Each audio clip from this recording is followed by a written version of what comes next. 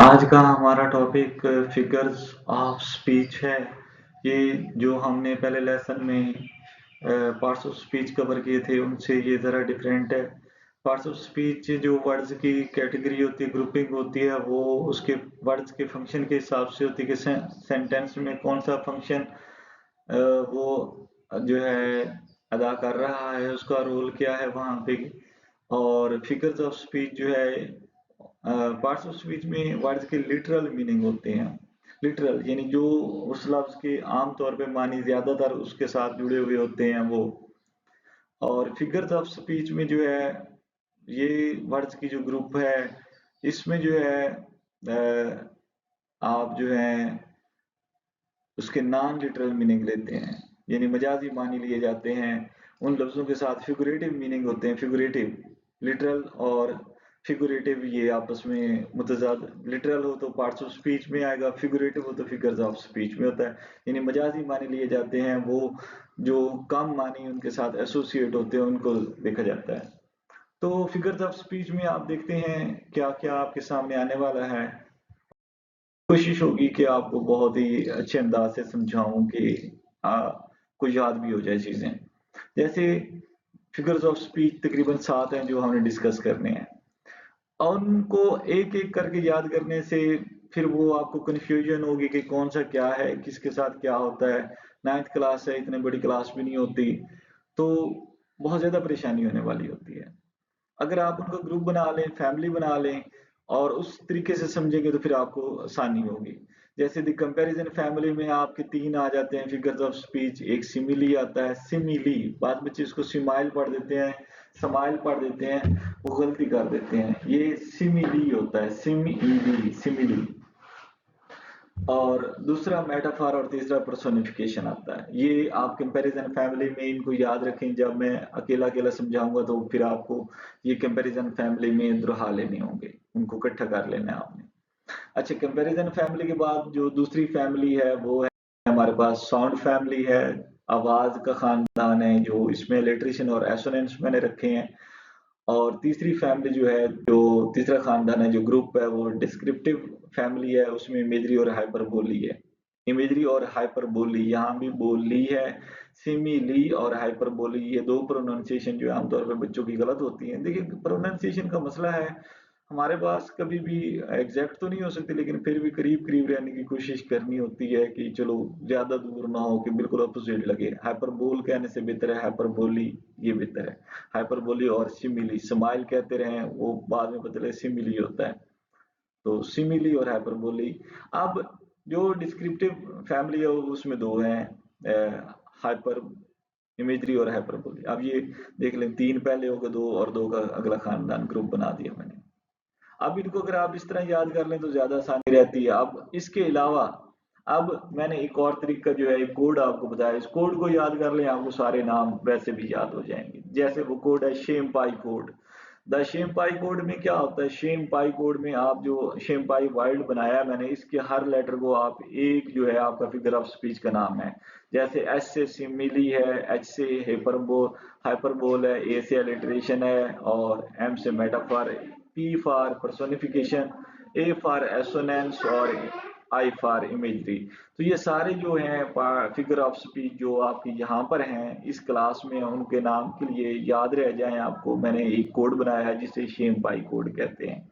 आप शेम पाई का कोड याद कर लें, आपको नाम याद हो जाएंगे। देखिए, नाम जब आपने लिस्ट में डेफिनेशन याद करनी है, 7 8 है, तो पहले वो 7 8 लिस्ट के जो नाम होते हैं ना, वो आपको अच्छे से आने चाहिए। जब वो आ जाए तो फिर आप एक एक की डेफिनेशन को सीखना शुरू करें। जबानी अगर आपको डेफिनेशन का नाम आता होगा तो आपके जिन में वो दुहराई भी हो सकती है।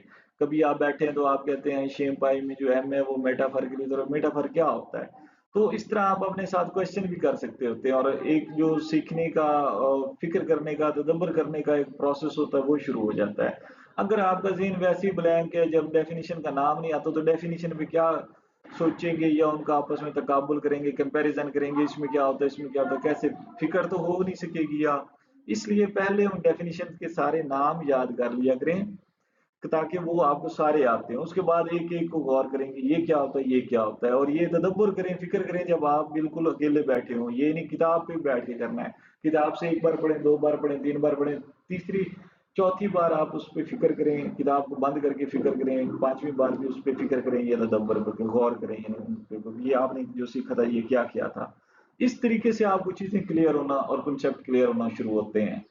जी। तो इसके बाद जो है शेमपाई में पहला जो हमारा सिमिली है, उसकी definition book according to book as same as in the book, जैसे बुक में लिखी हुई है वही है। आप मैं आपको सिर्फ उर्दू में बता दूंगा, बाकी डेफिनेशन वो सारा कुछ आप पढ़ते रहेंगे।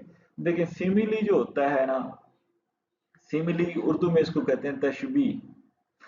सिमिली में आप दो चीजें लेते हैं और उनका ताल्लुक जो है आपस में, उनका जो होता है रिलेशनशिप या ताल्लुक कहते हैं या कुछ खूबी, या वो आपस में बताते हैं, जोड़ जो करते हैं, कंपेयर करते हैं, वो लाइक और एज के साथ करते हैं। ये दो लफ्ज आप इसमें जरूर इस्तेमाल होंगे, लाइक या एज। जैसे अगर मैं आपको कहूँ my brother is brave as a lion, my brother is brave like a lion, इस तरीके से जो ये जो लाइक या एज का लफ्ज इस्तेमाल किया गया है, ये आपका दो, देखिए दो कंपेयर कर दिया ना हमने, दो दो चीजों को, दो वर्ड्स को लाइक या एज के साथ। यहाँ पे I wanted lonely as a cloud, एक हो गया वांडर करना, चलना, और दूसरा हो गया क्लाउड। वो चलना किस तरह था, वो क्लाउड की तरह था। जैसे क्लाउड अकेला होता है वैसे मेरा चलना भी अकेला था, यानी मेरे इर्द, जैसे बादल के इर्द गिर्द कोई नहीं होता, अकेला बादल जा रहा था, बादल की कोई फैमिली नहीं थी, और उसी तरीके से मेरा सफर जो है वो भी अकेला था। तो ये यहाँ पे याद रखें, जो कंपेयर तो किया जा रहा है, लेकिन ये कंपेरेटिव ग्रुप, कंपैरिजन ग्रुप में भी रखी है। मैंने आपको बताया था कि ये ग्रुप भी कंपैरिजन का कंपेयर करता है, तो एज या लाइक होना जरूरी होगा। जैसे मैंने आपको एक मिसाल दे दी, my brother is brave as a lion, my brother is brave like a lion, मेरा भाई शेर की तरह बहादुर है। अब शेर जो है वो साफ जरा बहादुरी के लिए मशहूर है, उसके साथ ही आपने करना है। अब ये नहीं कह सकते कि माई brother is brave like a dog, तो कुत्ता बहादुरी के लिए मशहूर ही नहीं होता, तो आप उसके साथ कंपेयर नहीं कर देना। जो चीज मशहूर होगी जिस खूबी के लिए आपने कंपेयर, फिर उसके साथ ही करना है। तो सिमिली में ये होता है, my son is beautiful like a moon, चांद की तरह मानद खूबसूरत है, चांद की तरह खूबसूरत है। यहाँ पे चांद जो है, मून जो आपको पता खूबसूरती के लिए मशहूर है। अब आप जो कंपेयर किसी चीज को खूबसूरती के लिए करना, तो आप मून के साथ करेंगे।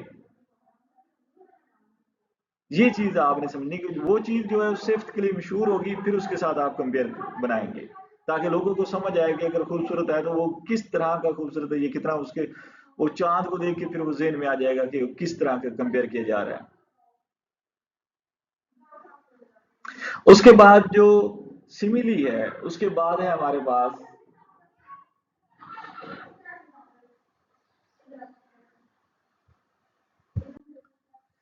पर्सोनिफिकेशन है। ये पर्सोनिफिकेशन में भी कंपेयर होता है, लेकिन आपको मैं एक बात बता रहा हूँ, यहाँ थोड़ा सा समझ लें। ये बेजान चीज को इंसानों वाली खसूसियात दे देनी है आपने, बेजान या जानवर को आपने क्वालिटीज जो है वो इंसानों वाली देनी है।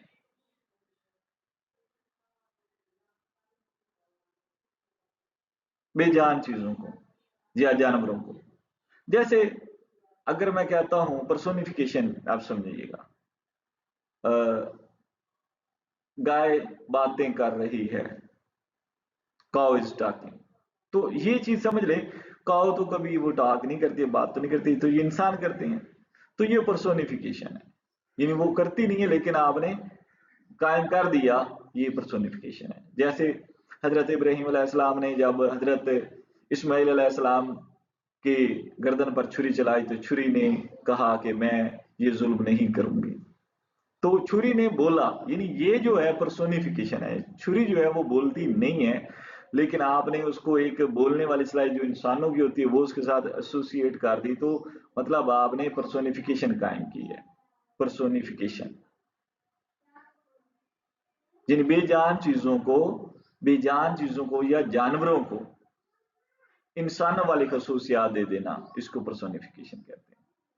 Fluttering and dancing in the breeze, Flutter करना यानी वो डांस कर रहे थे। अब साफ ज़ाहिर है वो डैफोडिल जो है वो डांस कर रहे थे, तो डैफोडिल तो डांस, बेजान चीज तो डांस नहीं करती है ना, तो वो तो इंसानों के साथ होती है। तो अब ये इंसानों वाली जो बात है, जो एक्शन है या स्टेट है, वो आपने बेजान के साथ लगा दी, तो इसका ये मतलब है, ये पर्सोनिफिकेशन है, पर्सोनिफिकेशन। पर्सोनिफिकेशन में यानी जानवरों को या बेजान चीजों को इंसानों वाली खसूसियात दे दी जाती हैं। हाइपरबोली, हाइपरबोली में जो बात की जाती है वो बहुत बढ़ा चढ़ा कर की जाती है, एग्जैगरेट कर दी जाती है, मुबालगा पैदा कर दिया जाता है, उसमें बात को बहुत बड़ा करके दिखाया जाता है या बहुत छोटा करके दिखा दिया जाता है, ये हाइपरबोली होता है। हाइपरबोली में जरूरी नहीं कि सिर्फ बात को बड़ा किया जाता है, छोटा भी कर देते हैं। जैसे मैंने तुम्हें 1 लाख बार कहा है, तुम पर मेरी बात का असर भी नहीं हो रहा। 1 लाख बार कहा है, अब कौन एक बार 1 लाख बार कहता है? 1 बार, 2 बार, 3 बार, 10 बार, 1 लाख बार कहा है। यहाँ पे जो मैंने ये लफ्ज इस्तेमाल किया, 1 लाख बार कहा है, ये हाइपरबोली है, यानी ये मुबालगा आराई है, ये मैंने गलूज से काम लिया है, यानी मैंने एक बात को बड़ा करके दिखा दिया है, जो कि हकीकत में नहीं होता।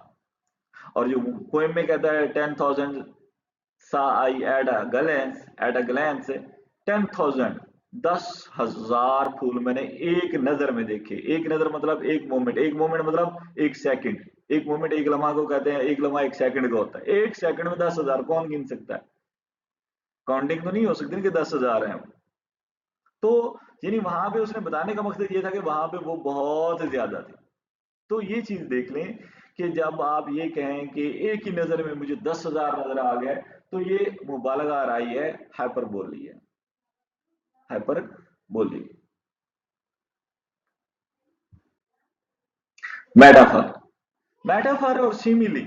अब देखिए मेटाफर और सिमिली में ये होता है कि जैसे आपने सिमिली में कहा था my brother is brave like a lion, अब मैं कहता हूं my brother is a lion, मेरा भाई शेर है। My son is a lion, मेरा बेटा शेर है।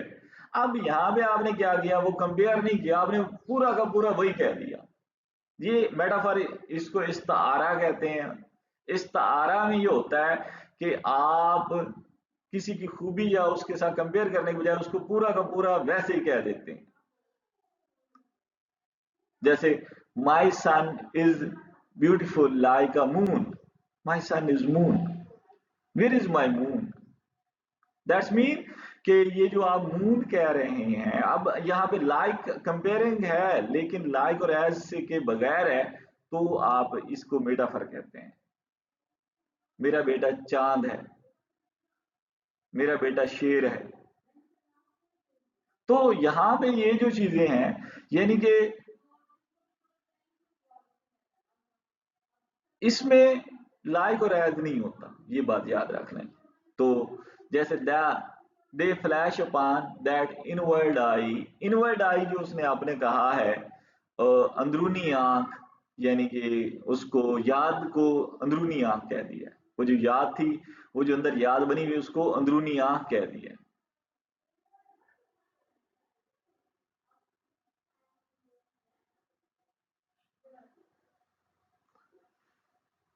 तो जैसे आमतौर पर मेटाफर अगर आप आसान मिसाल से देखें, तो मेरा भाई शेर है, मेरा बेटा शेर है, यहाँ पे मैंने मेरा बेटा शेर की तरह बहादुर है या मेरा बेटा शेर है, दोनों का जो सेंस है वो एट द एंड एक ही है, लेकिन दोनों का जो जो कंपेयर करने का तरीका है वो अलग है। तो इसलिए एक तशबीह है और दूसरा इस्तारा है, यानी एक सिमिली है और दूसरा मेटाफर है।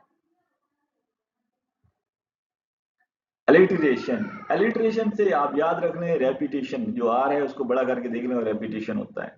एलिटरेशन में जो कॉन्सोनेंट साउंड्स होती हैं वो रिपीट होती हैं। अब कॉन्सोनेंट साउंड्स क्या होती हैं?